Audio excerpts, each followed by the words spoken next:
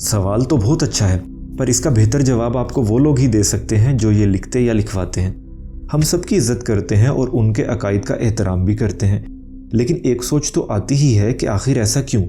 कोई तो वजह होगी, और अगर ये अच्छी चीज़ है तो इसे दिल खोलकर प्रमोट करना चाहिए। मैंने आज तक शिया शॉपिंग मॉल नहीं देखा, ना ही बरेलवी जनरल स्टोर देखा है, और ना ही अहले हदीस फूड्स।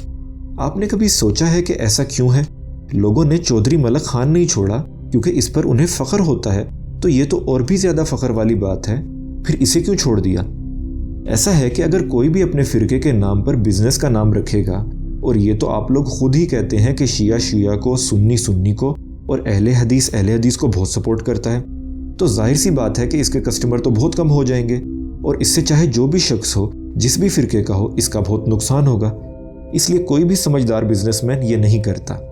ज़्यादातर दुनिया पैसे की है और पैसे पर ही चलती है, और हर काम अपना ज़ाती फ़ायदा नुकसान देखकर करती है। क्योंकि कारोबार हमारा ज़ाती है, इसलिए हम इसका नुकसान अफोर्ड नहीं कर सकते।